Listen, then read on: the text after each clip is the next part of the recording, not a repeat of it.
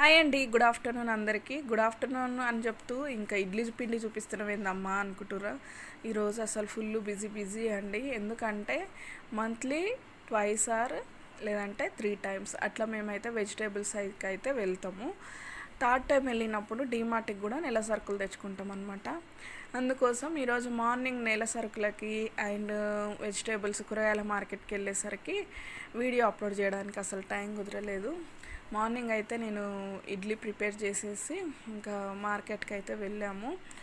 అసలు ఏందో ఏమో ఈ ఎండలు మామూలుగా లేవు. అసలు ఎండలు వర్షం పడినట్టే అనిపిస్తుంది, పడుతుందేమో అని క్లౌడీగా అనిపిస్తుంది. కానీ మా సైడ్ మేము ఉండే చోట అయితే అసలు వర్షం అనేది పడట్లేదు. పల్లీలు అయితే ఎప్పుడు పొట్టు తీయకుండా నేను చేస్తూ ఉంటాను అనమాట పచ్చడి. ఈసారి పొట్టు తీసేసి చేద్దామని చెప్పి ఇడ్లీ పచ్చడి చేసేటప్పుడు 2 టమాటాలు వేసుకుంటే టేస్ట్ అనేది చాలా బాగుంటుంది. ఒకసారి వీలైతే ట్రై చేయండి నేను చేసిన ప్రాసెస్లో, మీకు నచ్చితే. ఇంకా మేమైతే బ్రేక్ఫాస్ట్ రెడీ చేసేసి ఇంకా మళ్ళీ మార్కెట్కి వెళ్ళినాక అండ్ డీమార్ట్కి వెళ్ళిన తర్వాత వచ్చి మళ్ళీ నేను వంట చేసుకోవాలన్నమాట. అది ఒకటేసారి అంటే కుదరదు కదా, బ్రేక్ఫాస్ట్కే చాలా టైం అవుతుంది. కాబట్టి అనుకున్నంత స్విచ్ చేయగానే పనులు అయితే అవ్వవు కదా. ఇంకా మార్కెట్కి అయితే వెళ్ళినాము.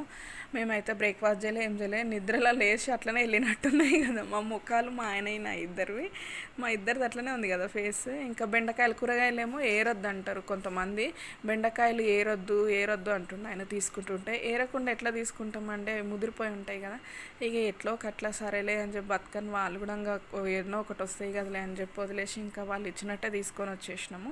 మా ఆయన మాత్రం డీమార్ట్కి వెళ్ళిన తర్వాత హ్యాపీగానే ఇది తీసుకోవాలా, ఇది తీసుకోవచ్చా అని అడిగితే తీసుకో అని చెప్పిండు. మరి ఇంటికి వచ్చినాక ఏమంటాడో అసలు భయమే ఇస్తుంది నాకైతే.